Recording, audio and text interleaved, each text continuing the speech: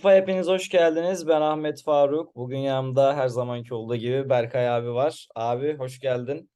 Hoş bulduk, merhaba, iyi yayınlar. Nasılsın abi? Teşekkür ederim. İyi valla, seni sormalı. Sen ne Vallahi yapıyorsun? iyiyim vallahi koşturmaca devam.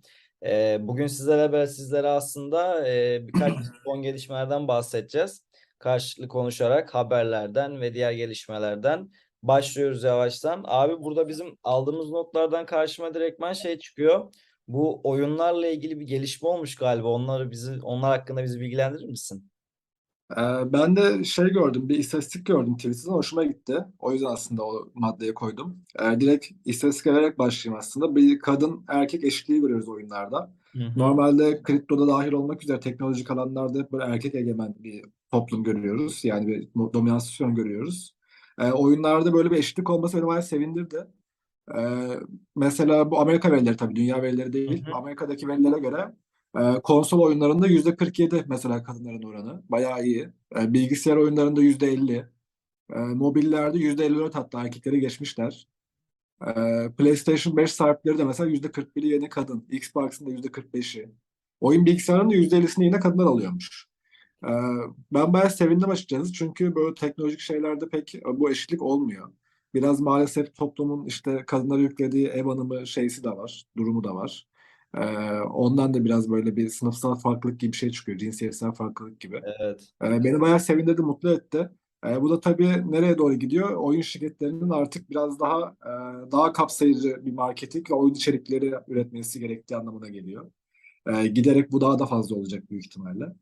Çünkü kadın ve erkeğin sonuçta bir ürün alırken, seçerken, tercih ederken dikkat ettikleri şeyler farklı olabiliyor. Bunu hatta şey örnek verebiliriz. Mesela bir kokteyl alırken kokteyl bardağının çeşidi bile erkeğin mesela hani bu çok kadın bardağı gibi deyip almamasına bile etki edebiliyor. Evet. Bunlar tabii doğru olarak söylemiyorum. Yani sonuçta bunların hepsi toplumsal ön yargı. Sonuçta kimse biraz daha feminen bir bardak falan ya da bardağın feminen olması diye bir şey de saçma zaten.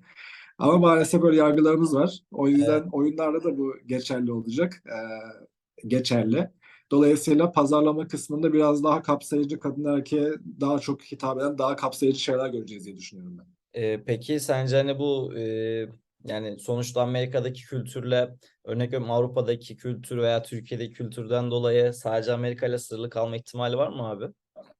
Bence kültür, çünkü kökeni direkt Amerika'dan başlıyor. Aha. Sonuçta dünyanın patronu o desek yanlış olmaz. Aynen. Medya zaten en güçlü oldukları kısım. O yüzden bir kültürel değişim nasıl oradan başlıyorsa yine buradaki standardı da onların belirlemesi bence gayet yüksek bir ihtimal. Vallahi o Bu zaman arada başlayacak dedim de zaten ha. aslında başladı. Globalde de bu giderek yayılmaya ve yani yükselmeye devam edecek anlamında, onu düzeltelim. Vallahi abi sevindim ben de bu habere senin gibi aynı. Umarım yakın zamanda hani Türkiye'de de daha çok kadınların oyun sektöründe olduğu bir alan görebiliriz. Valla çok sevindirici bir. Mobilde özellikle Türkiye bayağı iyi. Yani çok Evet. fazla ürün çıkıyor. Şirketler de çok fazla var. Ama şeyi bilmiyorum. Türkiye'deki de böyle bir veri elimizde yok yani. Kadınlar mı erkekler mi daha çok mobil oyun oynuyor, onu bilmiyoruz. Ama Amerika'dakinde %54 kadınlar daha fazla mobil oyunlarda. Ee, Yani Türkiye'de de benzer bir olay varsa özellikle Türkiye'deki şirketlerin de yine pazarlama stratejilerini ona göre değiştirmeleri lazım. Ama o araştırmayı tabii kim yapacak, yani birini yapması lazım. Türkiye'de çok fazla dert var abi ya. Sanki ona sıra gelene kadar birazcık zaman alacak gibi ona. Belki. Peki abi burada aslında senin verdiğin notlardan karşıma şey çıktı. Bunu çok merak ettim açıkçası. Yapay zeka ile ilgili bir gelişme olmuş galiba en son. Onda Aynen, fotoğrafçılık ve yapay zeka birleşimi bir şey. evet. Abi Paragrafika diye bir şey çıkarttılar. Hı hı. Adam demiş ki yani ben bunu böyle deneysel bir ürün çıkarttım. Yani hobi gibi bir şey aslında yapmış, bir nevi böyle. Çok profesyonel davranmamış gibi duruyor ama müthiş bir olay yapmış. Şöyle analog bir fotoğraf makinesi koymuş ama ne lens var, ne ışık var, ne flash var, hiçbir şey yok. Sadece böyle fotoğraf makinesi ama bir kamerası yok yani. Burada da işte ChatGPT tarzı bir yapay zeka kullanıyor. Hı hı. Bir de Google'ın işte Street View tarzında böyle bir harita görünümü kullanıyor. Şunu yapıyor abi, gidiyor mesela, yani fotoğraflarında ona örnek vermiş ürünün pazarlamasında. İşte o analog fotoğrafla gidiyor, bir caddeyi çekiyor. Hı Ee, hı. O ekran var içerisinde. Kamera yerine ekranda prompt yazıyor. Yani diyor ki işte bilmem ne sokağı, işte sağında solunda iki restoran var, solunda bir kuru temizlemecisi var vesaire yazıyor. Ağaçlı bir sokak yazıyor vesaire. Hava sıcak, 18 derece, bunlar yazıyor, tamam mı? Sonra tuşa basınca O döndürüyor, döndürüyor, döndürüyor ve oradaki bilgiler ışığında işte Google Street View tarzı bir yerden o görüntüyü alarak sana fotoğrafı gösteriyor. Bu şimdi şu anda bile aslında güzel bir şey. Tabii ki. Ama DALL-E var mesela. Bunu biraz daha birleştirdiğimizi düşünelim. Bence fotoğrafçıların işini aşırı kolaylaştıracak ve herkesi bir nevi fotoğrafçı olmasını kolaylaştıracak bir şeye benziyor bu. Çünkü şöyle düşün, bu çok da deneysel bir şey. Ama bu yönde gelişirse mesela diyelim ki fotoğraf makinesi nerede durduğu önemli olsun, tamam mı? Yani kafa hizasında mı duruyor, göğüs hizasında mı duruyor Hı hı. vesaire. Bunu mesela fotoğraf makinesinin işte sağa sola verdiği dalgalarla algılayabildiğini düşünelim, varsayalım. Evet. Bu olduğu zaman içindeki promptu da bize eğer özel olarak kendimiz yazabilirsek mesela işte A sokağında Hı ama ben hı. diyeceğim ki mesela o gün hava bulutlu diyelim ki ben oraya yazacağım diyeceğim ki güneşli bir havada ben bu fotoğrafı çekiyorum. İşte akşam belki ben oradayım ama prompta yazacağım ki ben bunu saat 12'de çekiyorum. Öğlen çekiyorum yazacağım mesela. Ve bana o sokağın o saatteki o havadaki şeyini benim fotoğrafı tuttuğum açıdan çekebilirse o zaman fotoğrafçıların bir mekan şeyine engeline takılmaması anlamına geliyor bu. İstedikleri hava durumunda, istedikleri sıcaklıkta, istedikleri kaoslukta, istediği fotoğrafı çekebilecek anlamına geliyor. Burada aklıma direkt ben Türkiye'de neler karşıma çıkabileceğimi düşündüm. Hani toksik ilişkilerde baya bir can kurtarıcı şey olabilirmiş gibi. Hani Evet. birden kaçıyor Güzel, adam. o benim aklıma gelmiş. Aşkım buradayım falan filan. Halbuki adam Evet. bambaşka bir yerde. Ya burada çok ocak söner gibi geldi bana abi açıkçası. Ama diğer O da taraftan da güzel hani bir yeri. gayet iyi bir gelişme yani açıkçası böyle bir şeyin Ben olması. ileride zaman kavramının da yani önemli olacağını düşünüyorum. Çünkü bunun bir de sanal makinesini de yapmışlar. İnternet sitesine girince işte sanal olanı kullanmak Hı isterseniz hı. de bakın falan diye bir ürün koymuşlar. Ben kullanamadım açıkçası çalışmıyor ama o mantığı düşünürsek zaten bu ürünün fotoğraf makinesinin sadece bir dizayn olduğu anlaşılıyor. Çünkü Evet. sanalda da yapılabiliyorsa girdiğin zaman işte browser'dan senin konumunu istiyor Hı hı. ürün ve senin konumuna göre işte gene o prompt'u giriyor. Evet. Dolayısıyla makinenin şu anda bir önemi yok. Benim varsaydığım şey makinenin önemli hale geldiği bir senaryo. Zaman kavramı nasıl kalkabilir? O da işte sanaldaki kısım bana o fikri verdi. Eğer yine o promptu o şekilde yazarsak sallıyorum işte şimdi Galatasaray şampiyon oluyor mesela. Evet. Diyelim ki bir gazetecisiniz, spor gazetecisi ve o gün de çok önemli bir işiniz çıktı diyelim ki fotoğrafını çekemediniz Hı ama hı. çekmeniz gerekiyor. İşte promptta mesela Galatasaray'ın şampiyonluğu işte sallıyorum Nevizade Caddesi şu Evet. saat falan yazdığınız zaman o insanlarla dolu ve kutlamanın olduğu anın fotoğrafı da olabilir. Dolayısıyla hem geçmişe hem de geleceğe yönelik istediğiniz fotoğrafı istediğiniz caddeden istediğiniz şekilde hava durumunda çıkartma durumu ortaya çıkıyor. Bu O yapay yüzden herkes zeka. artık fotoğrafçı olabiliyor gibi bir şey olacak. Yani profesyonel anlamda gibi.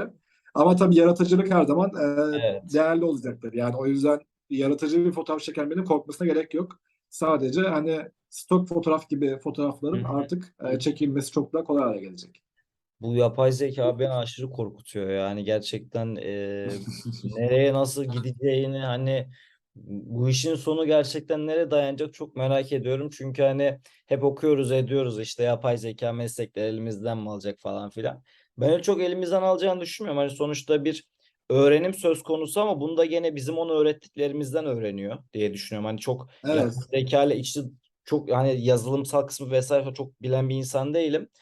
Ama işte o yaratıcılık kısmında hani bizden ne kadar bir şey öğrenebilir? Orası hani çok meçhul.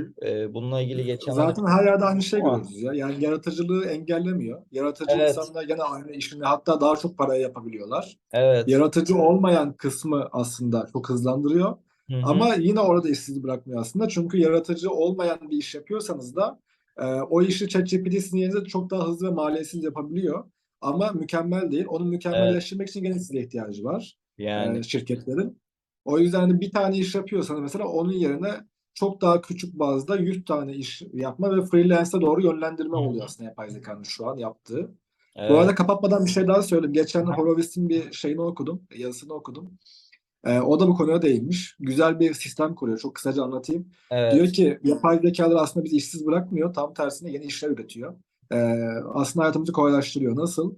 Mesela bir ürün üretiminde yapay zeka kullanıldığı zaman Hı evet hı. oradaki kişilere artık gerek olmayabilir ve daha maliyetsiz yapılabilir. Evet Ama abi. bu maliyetin düşmesi demek o ürünün de ucuzlaması anlamına geliyor. Ürün ucuzlayınca sizin artık harcayacak daha çok paranız var. Yani sürekli mesela işte aldığınız bir ürün olsun, bu ürün ucuzlayınca cebinizde ekstra para kalmış oluyor. Evet. Dolayısıyla bunu tabii globalde düşünün, biraz da Hı makro şeyde hı. düşünelim. Ee, Herkesin cebine biraz daha fazla para kalınca daha çok harcama yapabiliyorsun. Harcama Aslında gerekiyor. sana bir nevi imkan çıkıyor. Daha çok harcama yapınca şirkete daha çok para kazanıyorlar. Daha çok para kazanınca yeni işler kuruluyor, yeni girişimler kuruluyor ve yeni iş olanakları tekrar artmış oluyor. Aslında bir döngü. Evet. Dolayısıyla hani bu işleri bitirmiyor yani. Tam tersine ekonomi büyütüyor, geliştiriyor, girişimci sayısını çoğaltıyor, şirketlerin yatırımlarını arttırıyor ve yeni işler çıkartıyor. Vallahi çok garip bir bakış açısıymış. Yani hoşuma da gitti. Ben hiç bu şekilde düşünmemiştim. Gerçekten de faydalı bir şey olmuş açıkçası. Evet, korkmamak lazım. Ya korkmuyorum zaten hani zaten evet teknolojiler zaman geçtikçe hani hızlanmasının hızı daha da artmasına rağmen hani Hı yapay hı. zekanın tam anlamıyla işte bizim hayatımıza entegre olması vesaire falan filan hani bunlar gene ucu çok açık bir şey. Sonuçta hani Metaverse falan filan dedik, VR dedik. Şu anda 10 kişiden kaç tanesi VR gözlüğe sahip açıkçası. Hani geleceğin O biraz şeyleri erken patladı biraz olması evet gerekenden. hani ondan dolayı ben bu tür şeylerin öyle piyasanın işte böyle bir pumplayıp ardından yarıda kestiği işler görüyorum kısa zamandan. Şu anda Afrika'da örnek görüyorum kaç kişi hala DeFi kullanıyor.